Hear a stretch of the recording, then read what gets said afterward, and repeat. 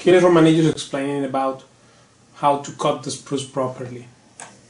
Well, it's what I really explain here. Is you see, in here is you see there's an evenness of annual ring growth. Well, for me that it's like the character of a person. You know, you got things that. It makes you every one of us different, you know, some qualities, and well, to that I look at these in the wood. But the first thing I do is I had to do on a, well, if I may put this down when I get this piece again, which is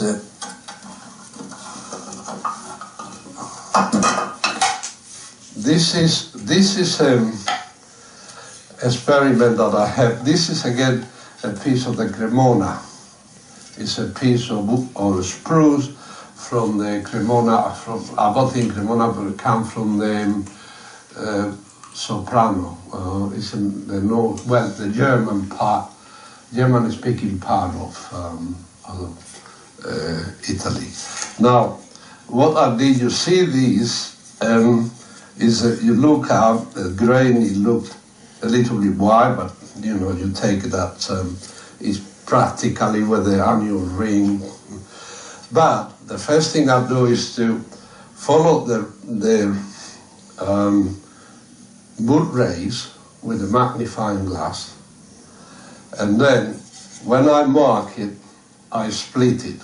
If you're not, well, in here you won't see, but it's a pencil line that I mark following the ray, and then when I split it, this is what happens. See, the tree, it has torsion, is twisted, and then so when I cleft it, well, this is actually what happens. That it follows you see perfectly here the twist, and you don't have a longitudinal direction of the wood rays, of the wood grain.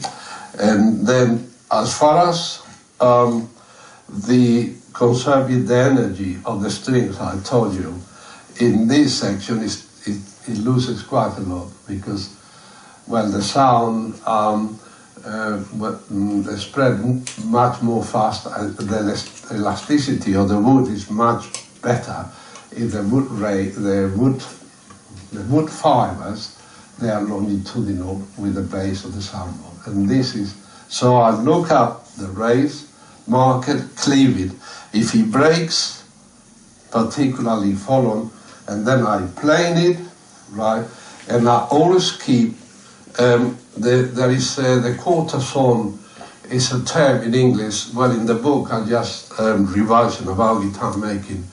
I do pick a little bit on the quarter-tone, because quarter-tone in the English trademark, it allows you the direction of the wood rays to vary quite a lot.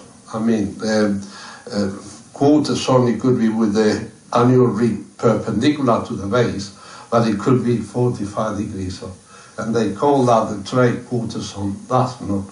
The term should be used radially cut, radially procure, and that is what I do. Radially cut. And in here is a perfectly good example of the direct in. Also, if you notice, is the indication of the book of the hazel ficta. Hazel ficta. The hazel ficta is, when it's properly cut, it follows the radial direction of the tree.